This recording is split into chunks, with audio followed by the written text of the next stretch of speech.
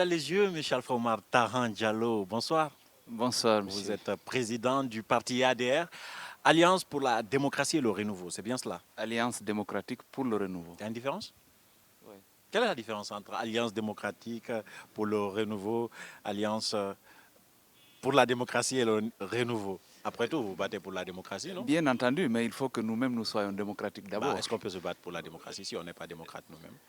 C'est C'est la même possible, c'est chose, possible. monsieur. Écoutez, vous savez, il y a beaucoup de gens qui disent des choses pendant qu'ils sont en train de chercher le pouvoir et quand ils le conquièrent, ils agissent autrement. Nous le vivons actuellement. Vous allez me dire que vous n'êtes pas...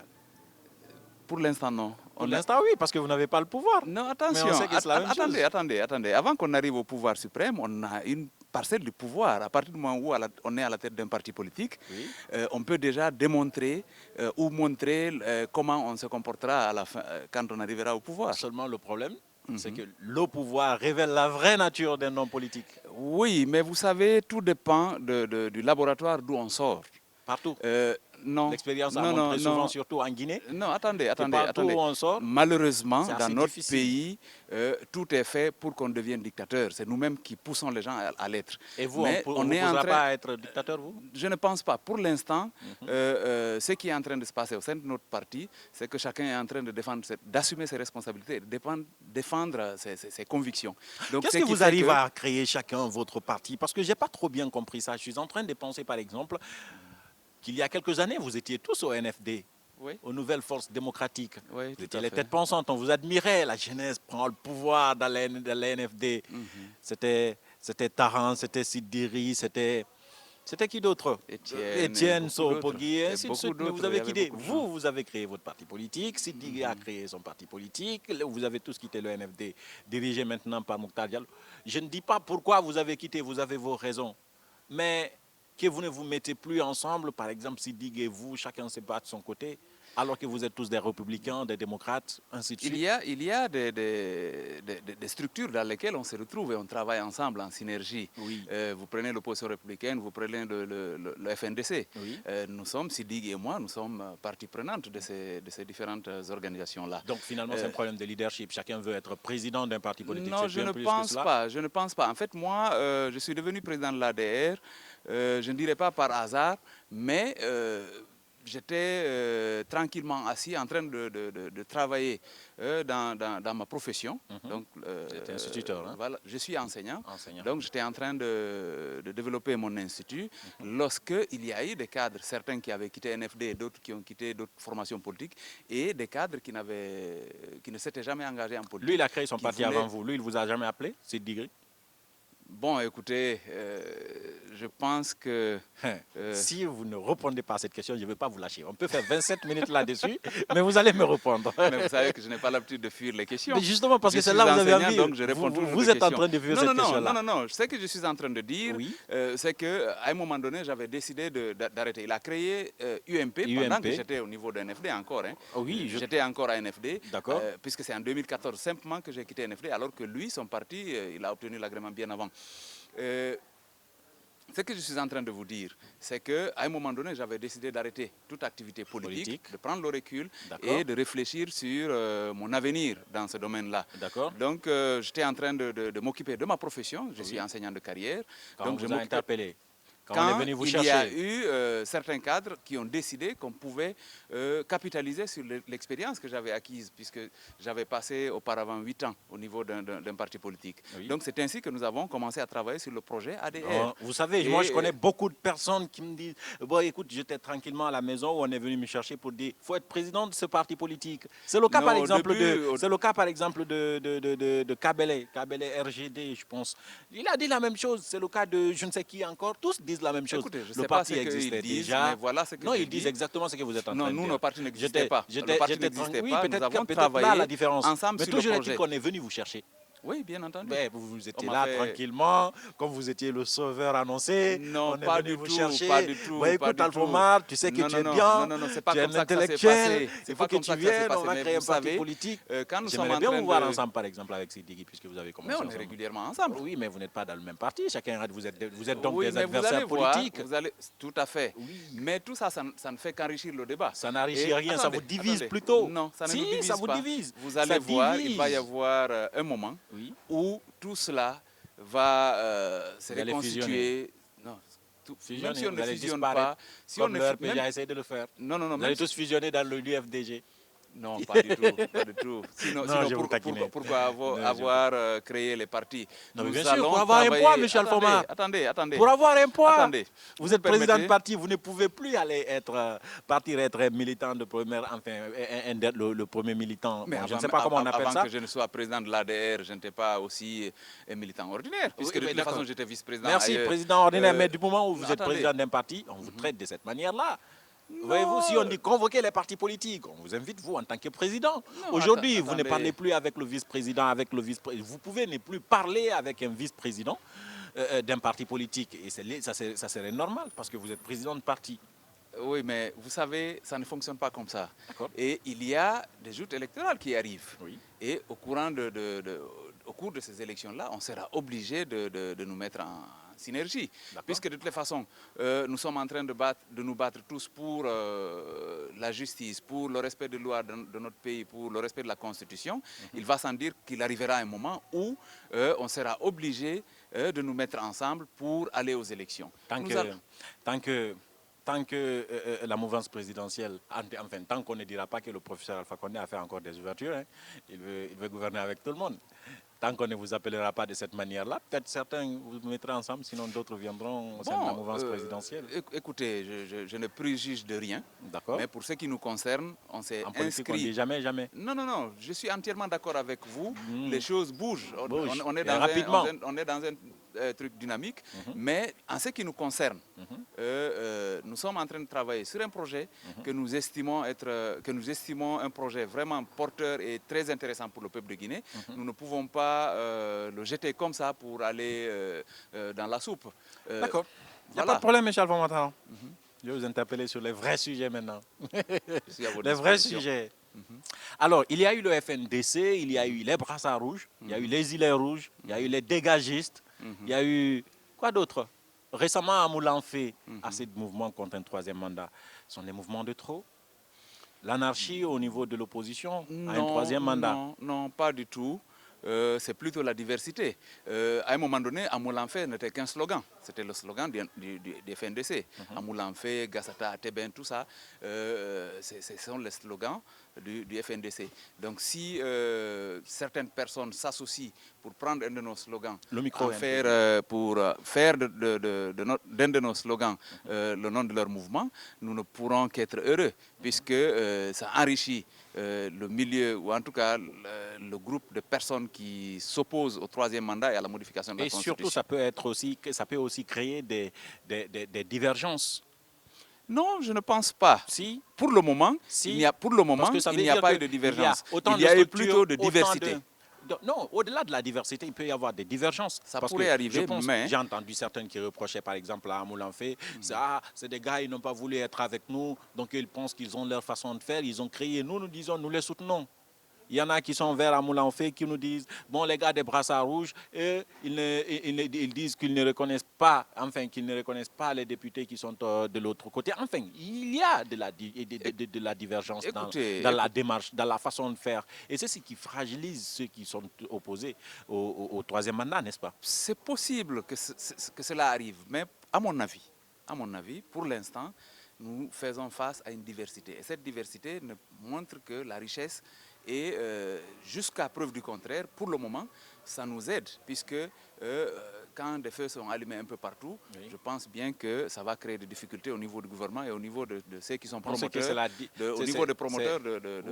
Vous pensez qu'il y ait beaucoup de mouvements dans le même sens, ou à peu près dans le même sens, c'est ce qui va freiner le gouvernement? Puisque c'est le même objectif. Et si c'était un seul mouvement? Ça aurait été peut-être plus fort. Un seul grand mouvement. Oui, un seul grand mouvement. Mais écoutez, il ne faut pas exclure que tout cela converge vers un seul mouvement. Peut-être pas. On ne sait pas les intentions des gens. Il ne faut jamais préjuger de rien. On ne préjuge rien, mais c'est ce qui arrive. Vous savez, l'expérience. Mais je pense bien, puisque parmi ceux qui sont dans le mouvement Amoulanfé, il y a les brassards rouges, puisque c'est chez eux que ça s'est passé. Oui. C'est au siège des brassards rouges D'accord. qu'il y a eu le lancement du mouvement Amoulanfé. Et les éléments qui ont participé à la mise en place des brassards rouges étaient là, ils étaient présents en bonne partie. Oui. Donc, à notre avis, le mouvement Amoulanfé est une fusion, peut-être, de certains groupes avec les brassards rouges. Donc, il ne faut jamais préjuger de rien, puisque si vous avez remarqué, il y a certains membres du FNDC qui ont assisté au lancement de brassards rouges, qui sont allés soutenir. Aliba était là, du BL, du modèle, je m'excuse. Il était là avec un groupe. Donc, à mon avis, lorsque... Baouri aussi, hein? Il est du FNDC, non? Oui, parce que certains de ces éléments étaient au lancement du FNDC.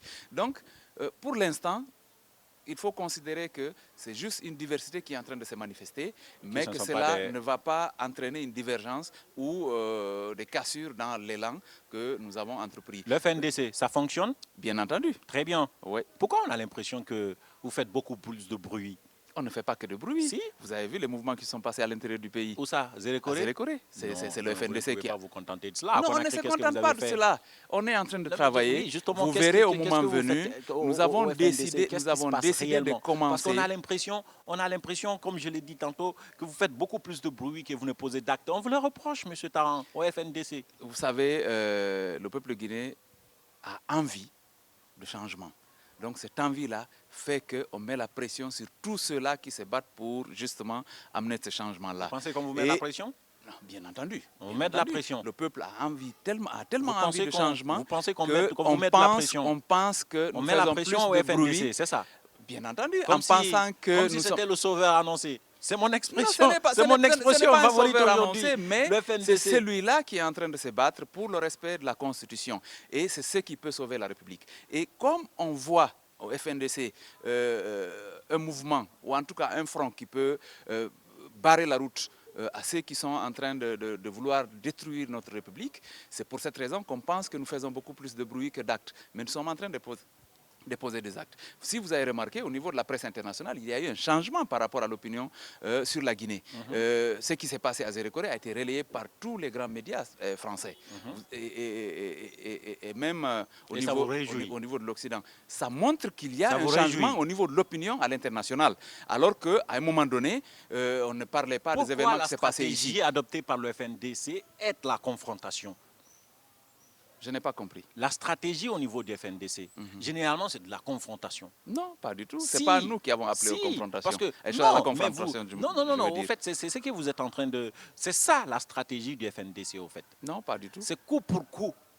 On vous rend ce que vous essayez de nous faire, au fait. C'est ce que vous êtes en train de faire. Parce que, vous voyez, vous avez cité 2 fois, Zélékoré 3 fois, Zélékoré. Au fait, pour vous, c'est quand il y a de la confrontation. Non, écoutez, qu'on peut mesurer les rapports de force pour non, pas du tout. Bien entendu, c'est une question de rapport de force. Mais le travail que nous sommes en train de faire... Quel est le travail que vous êtes en train de faire? C'est un travail de profondeur. On est en train d'installer, en premier lieu, on est en train de... D'abord, il y a eu la sensibilisation, mais aussi on est en train d'installer le démembrement à travers tout le pays pour que, au même moment, tout le monde puisse agir vers la même direction. Et donc, on est en train de vulgariser les objectifs du FNDC et on est en train de faire comprendre à tout le monde... Vous êtes en train d'installer les antennes du FNDC? On est en train d'installer les antennes du FNDC à travers le pays, mais aussi on est en train de faire comprendre à tout le monde quel est l'objectif qu'on est en train de faire, parce que nous faisons face... L'objectif? Oui. Vous l'avez oublié déjà? Non, je ne l'ai pas oublié, je voudrais que vous me rappeliez l'objectif. Vous êtes un bon citoyen. Quel est l'objectif? Premièrement, c'est de protéger notre République, donc d'empêcher le tripatouillage de la Constitution et d'empêcher que M. Alpha Condé obtienne un 3e mandat. Un troisième mandat. Nous nous battons pour qu'il y ait une alternance. Non, l'objectif principal, c'est de sauver notre République. On pense que les politiques ont envahi le FNDC. C'est plus des hommes politiques que des personnes de la société civile, au fait. Non, pas du tout. Ça vous arrange, vous, les politiques, beaucoup plus? Pas du tout. C'est vrai. Pas du tout. C'est vrai. Il y a les partis politiques. M. Taran, les partis politiques ont transformé leur fédération à l'intérieur du pays. Au service, ils ont mis leur fédération au service du FNDC. Pas du tout. Et si vous me permettez, je vais vous expliquer comment ça se passe. Dites-moi comment ça se passe, M. Taran. Quand vous prenez l'opposition républicaine, elle a ses démembrements qu'elle a installés à travers tout le pays. Mais le FNDC aussi a ses démembrements. Nous avons certes nos représentants représentants. Non, vous si, ne si, pouvez si. pas dire Nous cela, avons ce sont presque les mêmes personnes. C'est pas les mêmes personnes, mais nous avons nos représentants au sein. Les partis non, politiques ont dit exactement. Pas du tout. Mettez-vous à la disposition du FNDC quand ils ont besoin de vous. Bien entendu. Du coup, ce sont les mêmes Puisque personnes. nous sommes en train de travailler dans le front. Et sûr, dans le front, bien sûr, n'oubliez bien pas sûr. que... Mais attendez, quand on vient par exemple, je ne sais pas, à Pita, à l'Abbé, on vient dans le quartier, dans un quartier de Pita par exemple, à Guémé. Vous venez, vous voulez installer une antenne de FNDC là-bas. Qui sont ceux qui seront membres? C'est d'abord les militants du RPG, de l'UFDG, ensuite les autres d'abord. Bien Donc, entendu. Du coup, vous croyez qu'ils vont faire côté de ceux-là, attendez, la différence Là, entre vous êtes en train de faire un amalgame. Non, c'est pas moi qui fais l'amalgame. Vous êtes en train de faire un Ce amalgame. que je suis en train Alors, de vous dire, c'est que permettez-moi vous de êtes en vous train de profiter expliquer. de la société civile. Non, Vous, on les ne hommes profite politiques, pas de si, la société civile. Vous les manipulez. Non, pas du tout. Si. Ils sont Si, suffisamment monsieur responsables, suffisamment mûrs pour se mais laisser pas manipuler. assez, pas C'est pour assez, cette parce que raison. ces dernières années, vous avez vu? S'ils étaient Ces dernières manipulables, années, s'ils étaient ces manipulables, dernières années, moi je ne parle pas de les dernières années, politiques- je parle du moment présent. Pourquoi ça Au moment changerait? présent, C'est la même au chose, moment c'est présent, l'histoire qui se répète. Au niveau Ça du fait FNDC, rebelote. au niveau du FNDC, Oui. il y a les partis politiques, il y a la société civile, il y a les syndicats. Donc nous sommes en train Il y a de aussi des travailler citoyens engagés. ensemble. Il y a des citoyens engagés. Très bien. Nous sommes en train de travailler ensemble. Donc quand nous mettons en place un démembrement du FNDC, il y aura bien entendu des représentants des partis politiques qui sont membres du FNDC, il y aura des représentants de la société civile, il y aura des représentants de toutes les composantes du FNDC. Donc, à côté de cela, nous avons les démembrements de l'opposition républicaine qui sont mis en place. Mais au moment où le FNDC a besoin de nos cadres, on leur dit de se mettre à la disposition, puisque nous sommes partie prenante du FNDC et puisque nous travaillons ensemble dans... C'est pas convaincant. Pas du tout. Je pense le Non, contraire. vous ne pouvez plutôt. pas me dire que dans les structures... Je vais vous donner. Vous avez vu, depuis 3 mois, le FNDC existe. Oui. Depuis 3 mois, presque les partis politiques ont arrêté leur activité. Pas du tout. La seule activité qu'ils ont eu Pas à faire du l'opposition républicaine, c'est cette conférence de presse pour dénoncer la CENI. Ça, c'est arrivé récemment. Je suis en train de vous dire Mais que... avant cela, nous continuons nos réunions au niveau de l'opposition républicaine. En tout cas, je ne parle pas des autres composants de l'opposition républicaine. Mais au niveau de l'opposition républicaine... que les opposants politiques, vous ne servez plus à rien, M. Tarrant. Les activités que vous avez entamées, ça ne porte absolument à rien. Mais vous vous contredisez parce que vous venez de dire que le FNDC, c'est l'opposition, c'est les partis politiques qui sont en train de travailler. Laissez-moi finir, vous allez voir ce que je suis en train de dire. Je vais dire que le Premier ministre aujourd'hui vous a empêché d'user de votre principale arme qui est les manifestations. Vous ne pouvez plus manifester, donc vos activités ne portent plus. Maintenant, au lieu de recouvrir vos activités d'activités politiques, vous légitimez cela par la société civile, c'est le FNDC, ce n'est plus les partis politiques, c'est toute la Guinée qui sort. Donc vous mélangez tout en réalité. Non, le FNDC, c'est vous les politiques. Il y a bien entendu des activités qu'on était en train de mener. Oui. Par exemple, la finalisation du processus électoral au niveau des communes, donc les quartiers, les districts. Que vous avez oublié. Non, on n'a pas oublié. Si. On n'a pas oublié. Si, vous ne dites plus rien là-dessus. Non, je vous donne les raisons. Les députés à l'Assemblée, vous avez oublié. Si vous permettez, je vais vous donner les raisons qui font que... Mais si vous parlez en même temps que moi, on ne pourra pas se comprendre. Parce que ce que vous allez me dire là, non, c'est la routine en fait. Non, vous ne savez pas ce que je vais vous dire. Ce que je vais vous dire, c'est que il y a un problème qui se pose. Oui. Et le problème posé actuellement est plus important à nos yeux que cette considération, en fait, que ces besoins de récupérer des voix. Ou alors d'occuper des postes. Parce que attendez. Lorsque la République est menacée, attention. Lorsque la République est menacée, depuis que vous êtes opposant, lorsque la République est menacée, on n'a pas fini les élections communales. Pas autant que maintenant là. Oui, mais on n'a pas fini les élections communales. La constitution de la République est plus importante que d'occuper un poste de chef de quartier. Ce n'est pas un poste de chef de quartier. Je vous le dis parce que si, attention, lorsque la constitution est menacée. Commence là, M. Tarrant. Oui, mais on ne parle de démocratie que lorsque la République existe. Mais justement, lorsqu'elle est menacée. C'est là où vous devrez exiger d'abord qu'il y ait. Vous avez oublié vos activités parce que la seule chose qui vous intéresse, vous les partis politiques, c'est de remplacer ceux qui sont au pouvoir. Non, c'est comme ça la perception de la chose. Au contraire, lorsque la Constitution elle est menacée, lorsque la République est menacée, l'existence même de notre République est menacée, on ne peut pas parler d'intérêt partisan. On est obligé... Vous le dites comme si il y a un gros, je ne sais quoi, qui vient avaler la République. Ce n'est pas ça. Mais attendez. Vous avez transformé le combat en cette manière, voyez-vous? Non, pas du tout. Ceux qui sont au pouvoir, ceux qui sont au pouvoir disent que nous voulons une nouvelle constitution parce que nous voulons continuer les bonnes choses que nous avons entamées. Ce n'est même pas ce qu'ils disent. Ils parlent de moderniser la République. Comme si moderniser un État serait d'adopter des textes. Alors que ce n'est pas ça. Moderniser un État, c'est d'appliquer les textes qui existent à la lettre. Des bonnes choses qu'ils ont envie de continuer, ils expliquent cela aux citoyens. Vous leur dites, nous on ne veut pas de nouvelle constitution, mais en réalité, parce qu'ils n'ont rien fait, donc nous voulons les remplacer. En réalité, ceux qui sont là ne veulent pas quitter. C'est pas ce que vous nous qui avons n'êtes dit. pas arrivés, c'est pas ce que nous disons. Attention. Vous écoutez les citoyens à la base. Et qu'est-ce que les citoyens disent? C'est ce que je suis en train de vous dire. Au fait, ceux qui sont là-bas ne veulent pas quitter, et vous qui êtes de l'autre côté, vous voulez les remplacer. Donc le combat, c'est entre vous deux. Du coup, comment je vais dire ça? Vous pas traumatisez, mais vous manipulez le citoyen qui est obligé de choisir. Donc vous êtes en train je veux aller là-bas. Vous êtes en train de dire que au sein du front, les citoyens qui sont là-bas n'ont pas compris les enjeux. Tout le monde. Du moment. Tout le monde n'a pas compris. Si, tous ceux qui sont là, tous ceux qui sont engagés ont compris. Et si vous remarquez, le slogan Amoulanfé, il est partout. Tout le monde en parle. Tout le monde se lève. Même dans les anciens fiefs du président de la République. Même en Haute-Guinée, qui était considéré comme le fief imprenable du président de la République. Oui. Aujourd'hui, il y a des voix qui se lèvent, qui disent qu'ils ne sont pas d'accord pour une nouvelle constitution. Parce qu'on comprend tout de suite que ce n'est pas dans l'intérêt du pays, mais plutôt dans l'intérêt d'un individu ou d'un groupe d'individus qui veulent juste continuer à se sucrer sur le dos du citoyen. Sinon, ils peuvent désigner un candidat. Nous ne disons pas qu'il faut coûte que le RPG quitte au pouvoir. Ce n'est pas ce que nous disons. Nous voulons le respect de la Constitution et qu'il y ait une alternance démocratique en 2020.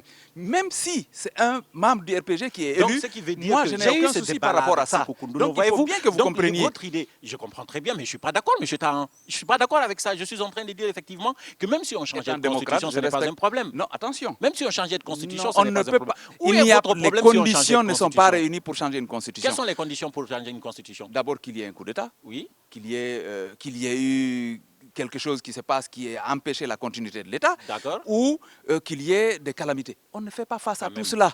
On a une constitution. S'il n'y a pas eu de coup d'État, on ne peut pas... Non, c'est pas obligatoire. On a une constitution qui nous permet de continuer d'avancer. On peut l'amender, bien entendu. Quand même qu'on peut l'amender. Bien entendu, je suis d'accord qu'il y ait une révision. Attendez. Dites-moi pourquoi on ne peut pas changer de constitution. Aujourd'hui, on ne peut pas changer la constitution, mais on peut l'amender. Pourquoi on ne peut pas changer la constitution? Parce qu'il n'y a aucune raison qui amène à cela. Est-ce qu'il y a une raison? La seule raison, oui. Quelle raison? Il y a 3 articles au niveau de la Constitution actuelle. Vous allez me faire entrer dans un débat constitutionnel. Non, ça c'est clair. Puisque vous m'y amenez en français facile, il y a l'article 2, l'article 51 et l'article 152 de la Constitution qui empêchent le changement ou en tout cas le remplacement de cette constitution-là. Le remplacement de cette constitution.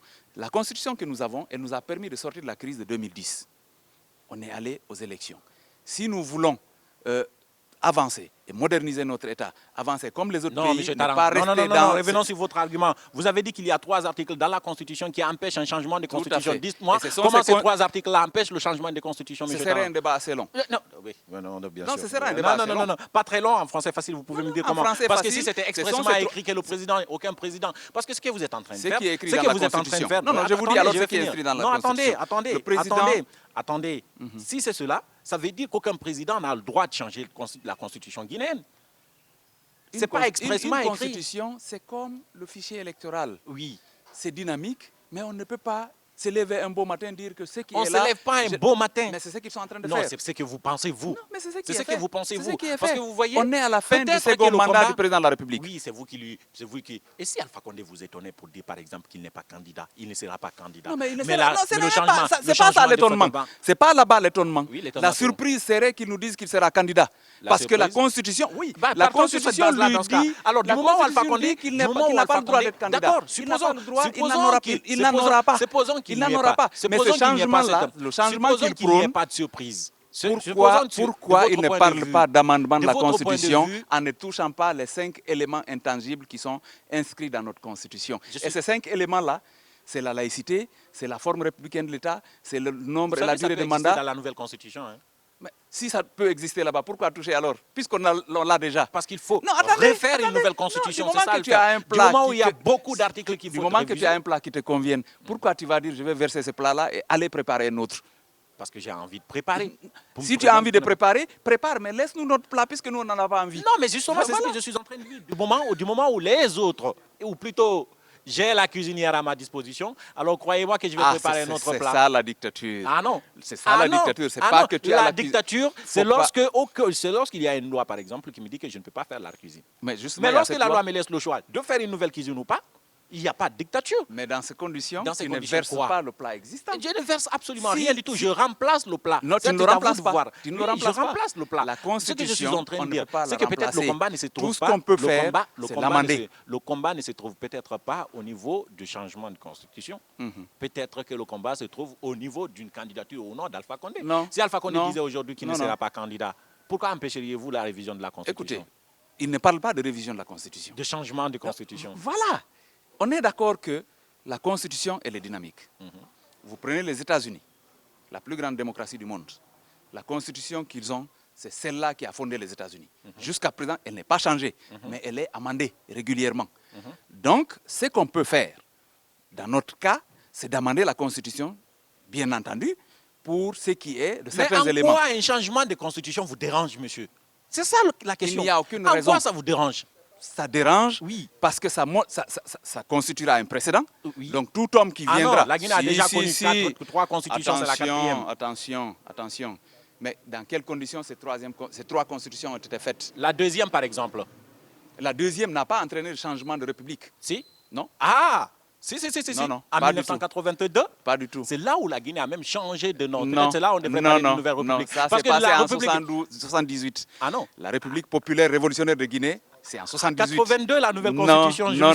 La Guinée est devenue République populaire et révolutionnaire en 78, pas en 82. Ben vous voyez, pas en 82. C'est là où il y a une différence. Donc, en 82. Et cela n'a pas entraîné un changement de textuellement dans la république. Constitution, peut-être que je lis très mal, mais c'est ce que vous avez écrit, parce que c'est vous, les enseignants, qui enseignent cela.